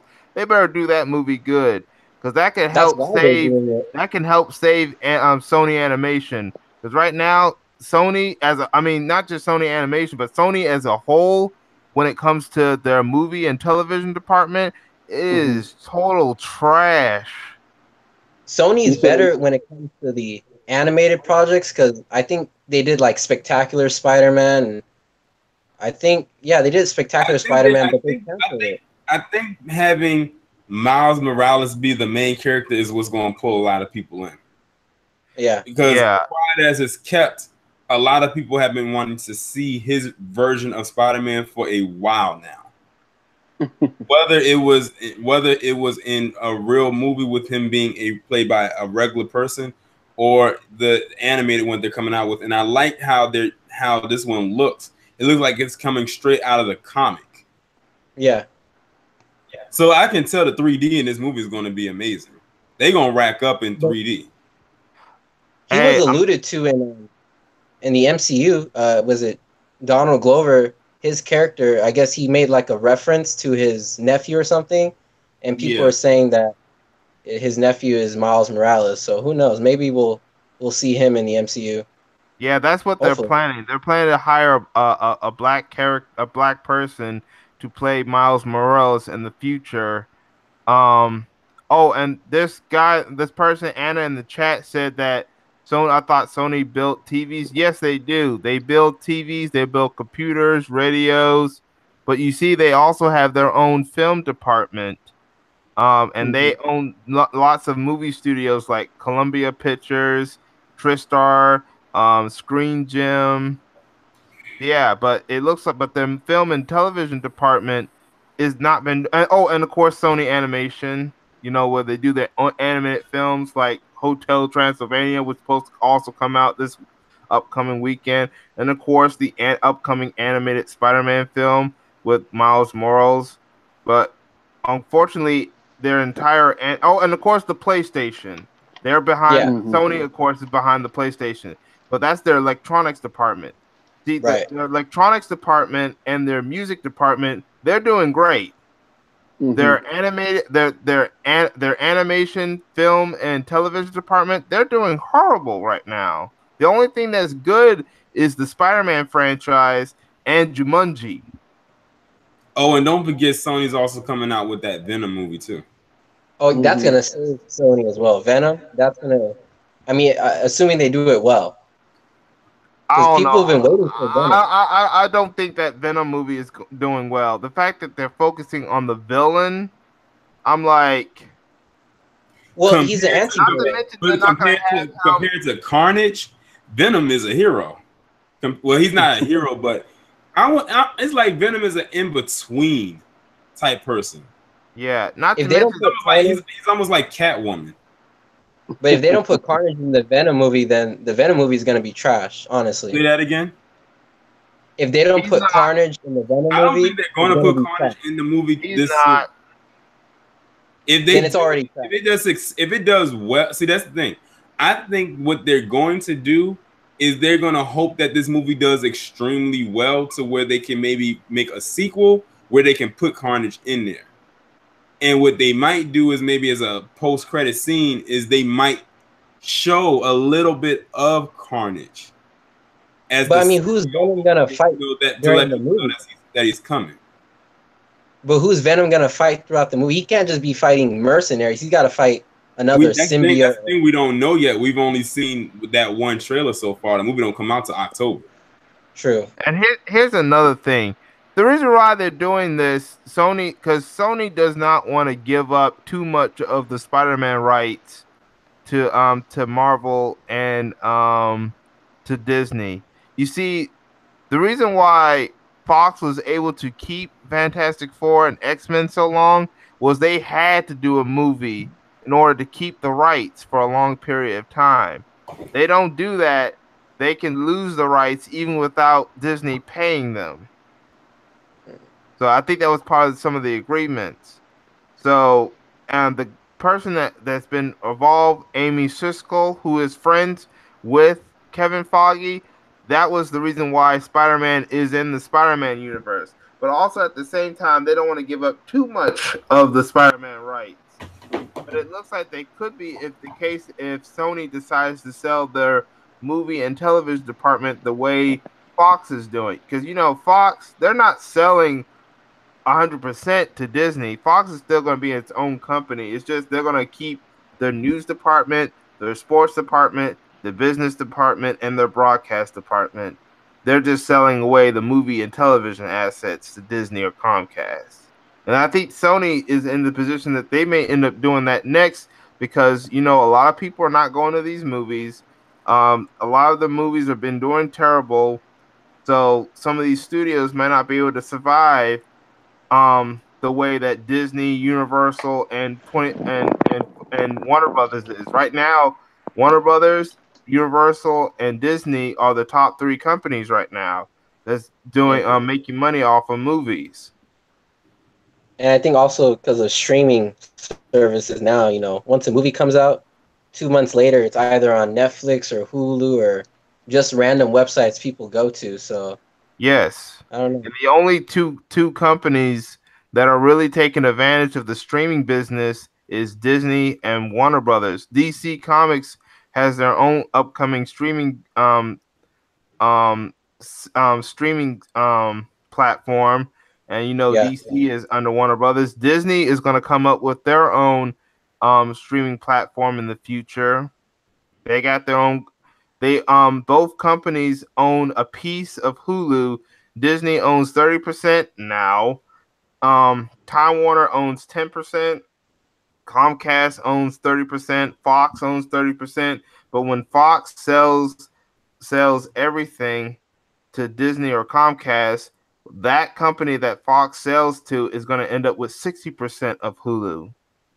And right now, it looks like Disney is going to end up owning 60% of Hulu. Of course, at the same time, creating their own streaming system, which means Disney has the opportunity to compete against Netflix, who is independently owned by neither of the big six or Sinclair. Netflix is owned independently, and some creative space. Xfinity is created by Comcast. Yeah, thank you, Anna. Xfinity is created by Comcast, who also owns NBC. Yes. And okay, yeah, Amazon Prime is independently owned. Right now, the kings of streaming are YouTube, Netflix, Amazon Prime, and Hulu. Hulu is run by 3 of the big 6. As you can see, the mouse has pretty deep pockets. Yeah. Yeah, the mouse king. Like I actually one time went on to, I think, Wikipedia and just asked what is owned by Disney, and it was like this long laundry list of things. And I even went onto Google and typed in, okay, how many businesses and corporations does Disney own? Google couldn't even tell me how many they own. So I tried to call myself counting each one. I stopped counting after 50 because I knew I was probably going to stop. I knew I was probably going to start like recounting some things by accident, and my numbers would be off. But Disney owns probably like well over 200 probably business corporations under its own umbrella, both here and abroad. But that's the power of, you know, having your own media platforms. That you can get enough of your economic base, and then you can start buying other people's shows. Because imagine like if Black Junction TV buys some black owned film company, then they could start streaming those movies on Black Junction TV. So we might not be able to get as big as Disney, but if we have our own, then we can say, all right, this is ours, and we can control it and maintain it, you know. So don't forget we have Black Spot too, as well as Qualif TV. We have Qualif TV, which is like the black-owned Netflix, and then we have Black Spot. What's it called? Qualif TV. It spells KWELI TV. It's like the Netflix but black-owned. Okay. It has independent black-owned. That's what it is. Qualif TV. And then of course you have blackspot.com and Blackspot TV, because you know Blackspot is like the Facebook version, and then Blackspot TV is like the YouTube. Same with Black Junction, blackjunction.com, which is like their version of Facebook, then Black Junction TV, which is like their YouTube. And we also need to start. Sorry, you go ahead. No, you can go. We also have a thing called Black Result. Now that's a search engine. You know how Google and Yahoo are like search engines? There is a black-owned search engine called blackresults.com. So if you're tired of using Google and Yahoo, you got search engines like blackresults.com y'all can start using too to search for stuff. Yeah, I'm on the website right now. Okay. All right. Someone says that people are saying Black Junction is slow. Yeah, that's because they're like in the beta stages. You know, that's why I sometimes try to tell people to go to their GoFundMe page and start donating money so they can start going to live stream and maybe also extra money to, you know, so they can fix some of the problems. And then what I also fear is this net neutrality situation this being slow could be because of being throttled. Could be another problem why it's slow. And then also, I think something they did on their own may also slow it down a little because they're trying to do a system that to avoid a lot of trolls and stuff. So that's the three things I think that's why it's a little, but it's still a good running site. It's not like slow, like you can never use it, but those could be a number of factors to why it's a little bit slow. And they need advertisers too. I see on the web pages like you can advertise here. So if somebody has like a website for their black-owned business, that's a perfect opportunity. Yeah, they need to start going up to black-owned businesses or any business that is willing to work with Black Junction. I mean, don't go to everybody, but anyone that's willing to help the black cause. I think Black Spot needs to do the same, or if they're not done it already. Same with Quality TV. We're gonna have to start working with different businesses. We're gonna have to start working together, not compete against each other.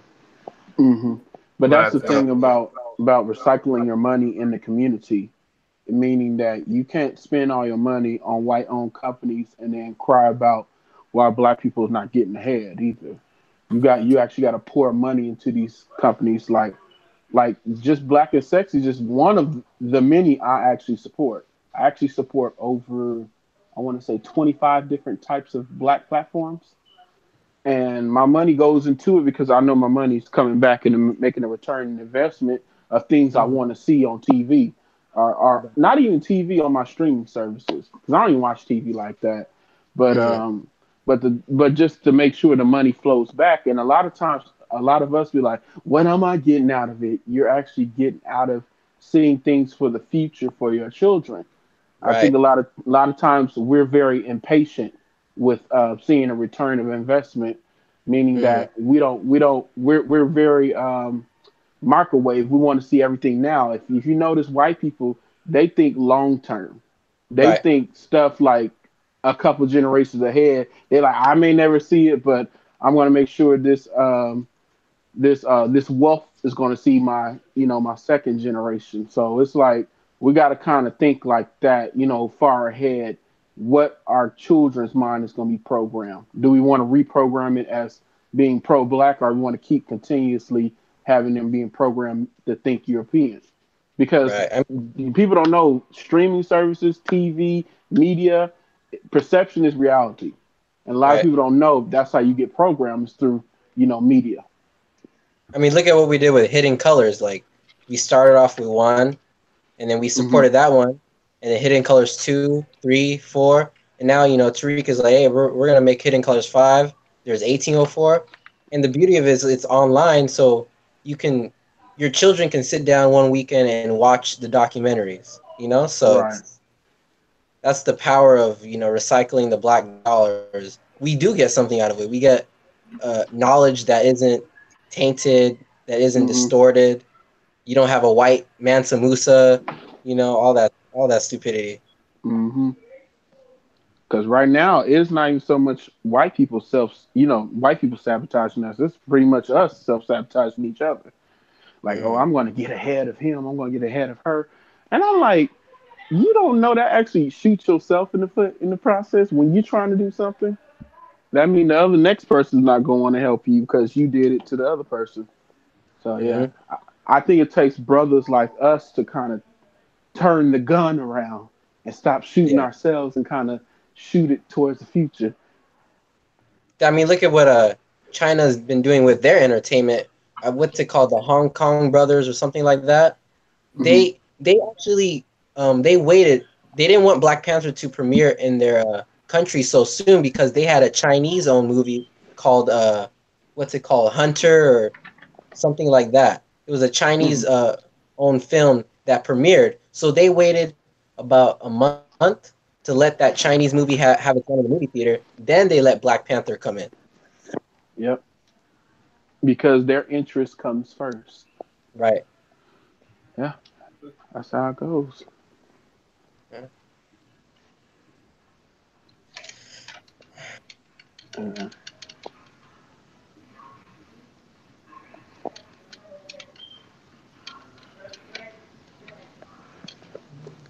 Is there anything else?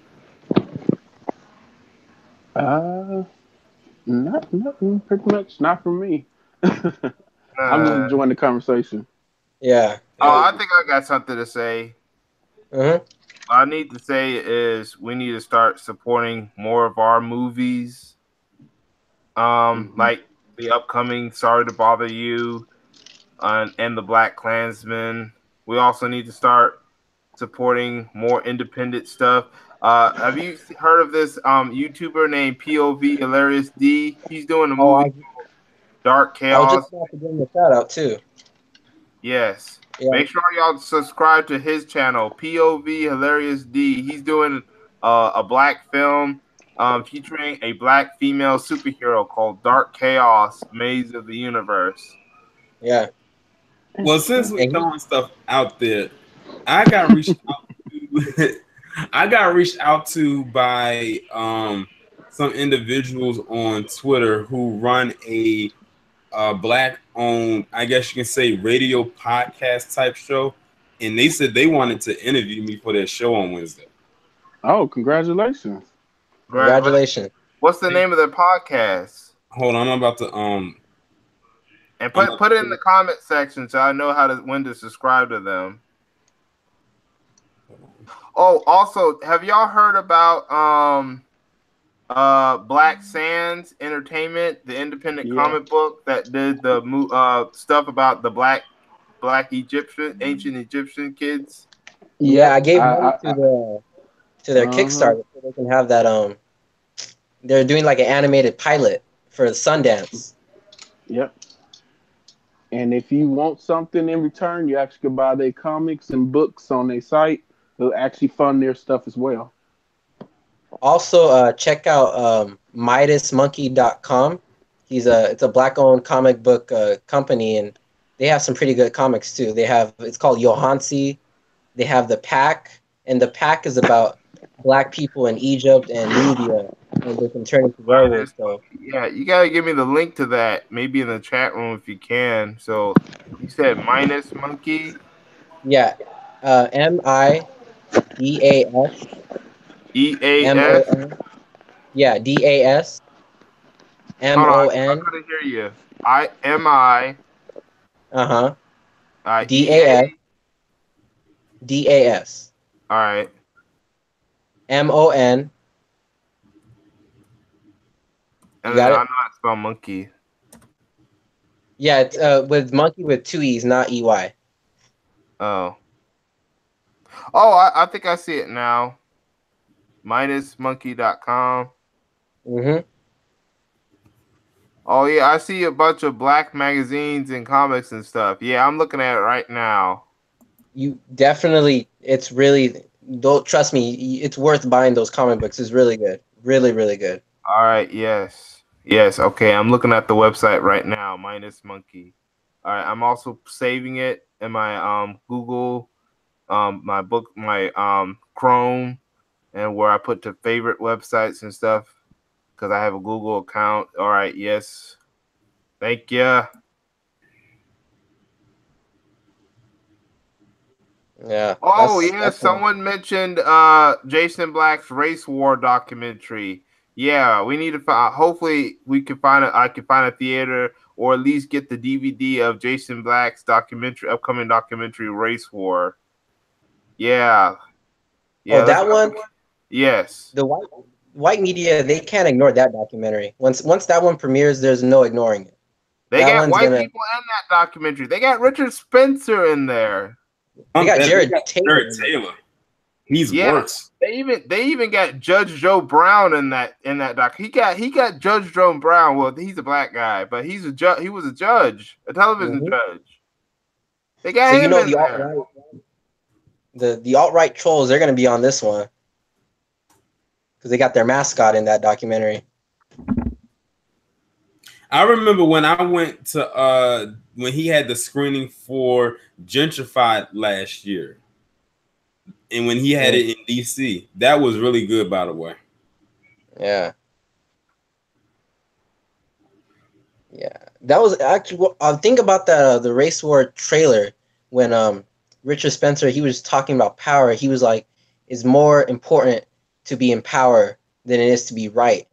And when I was thinking, I'm like, dang, that's really how white people think. Like, they don't care about the morality of what they do. They just care about the results that they get from what they do. He said it, and Roland Martin. He said it in Roland Martin's TV1 show that he was not about fairness. He was about dominance.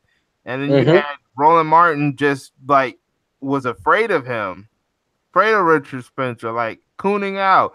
But when Tariq Nasheed took on Spencer, Richard Spencer went running away from Tariq Nasheed. Yeah, because with Tariq Nasheed, he asked him, so you're saying that usually when white people joke about something, it ends in violence. And Richard Spencer, he got off code for a second. He was like, yeah, we make jokes, but we're serious. And then Richard Spencer, he was like, oh shit, like I just got off code. So he told Tariq, oh, I gotta go, I'm busy. And he just hung up on him.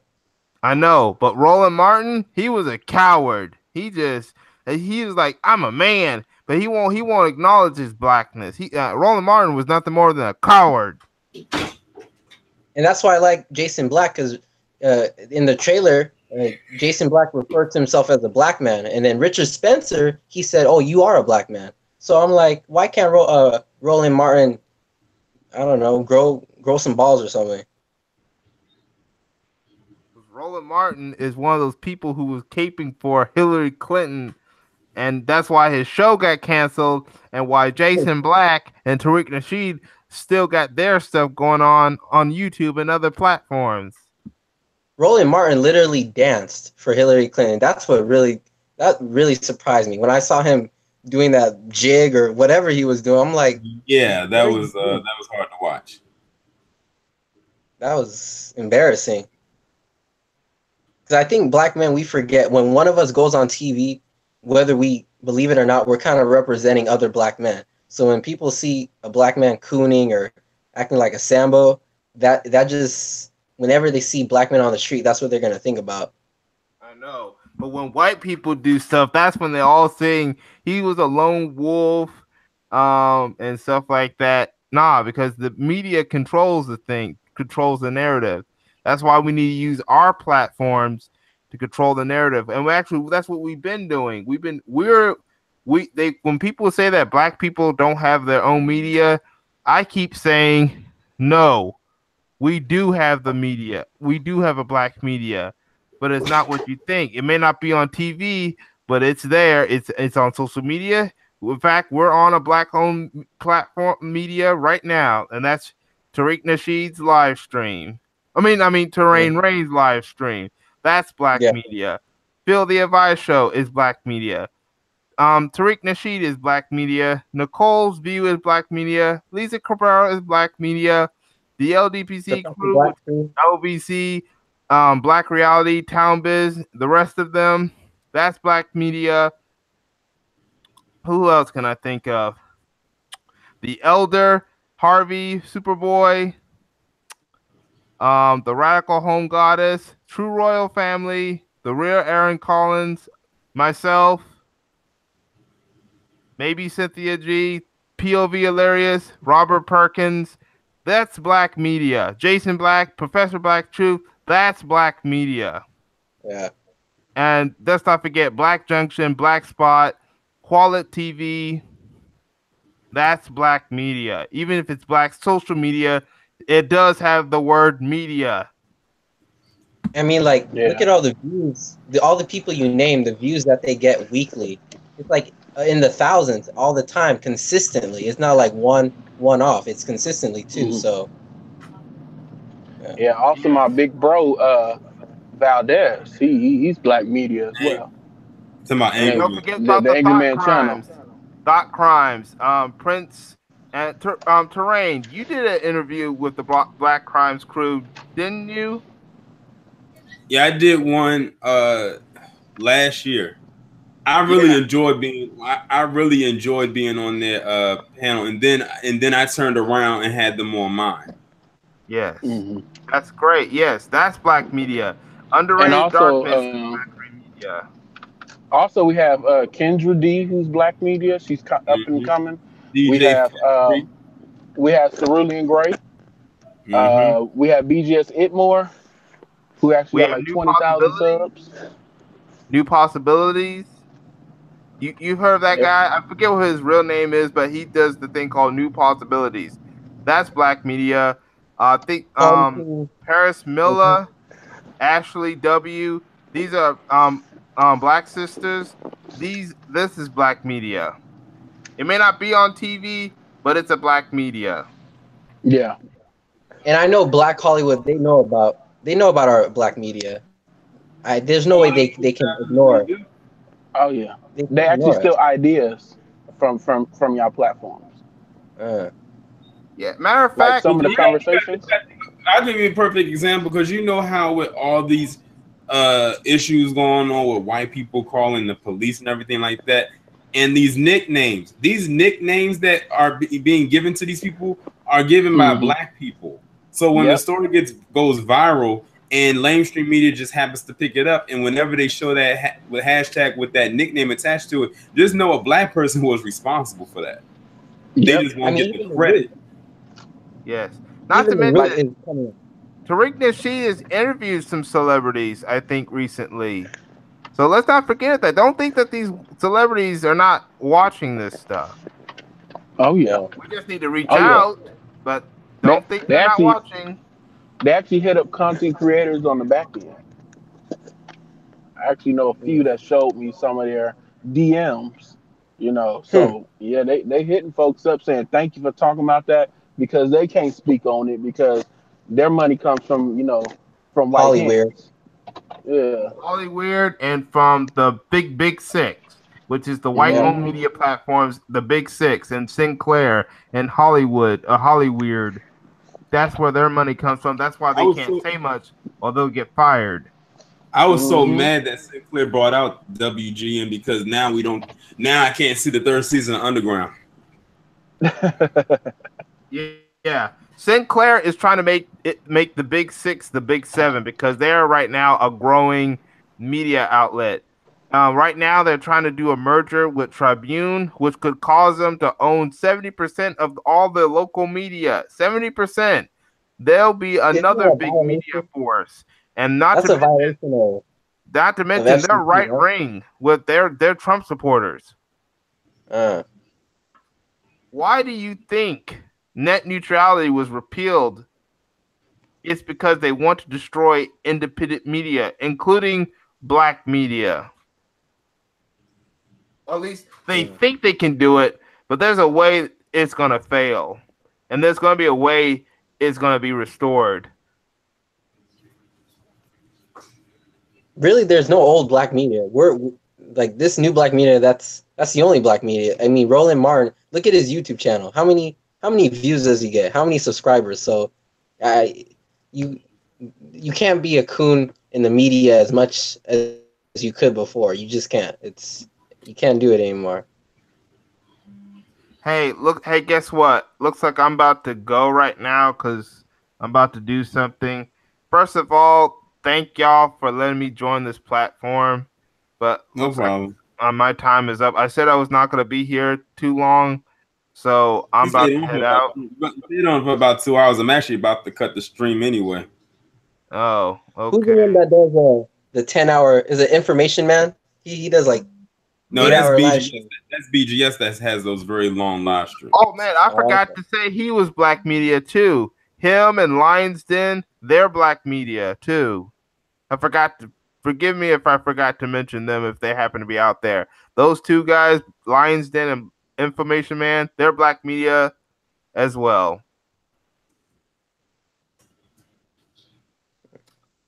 But yeah, once again, thank you for letting me join in. I'm about to head out, but thank you once again. All right. Well, I'm about to cut the stream anyway, but I'm glad that we was able to have this discussion. We didn't have everybody on here that I wanted. We was missing maybe like 2 people, but that's good because we had 4, including myself.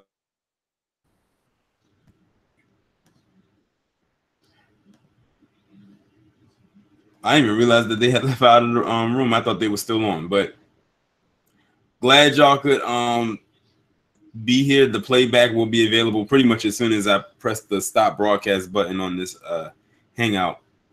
Make sure y'all stay locked to the channel. There will be more videos coming. And of course, there will be more live streams. I don't know when or what I'm going to talk about, but it'll be coming. I'll talk to y'all later.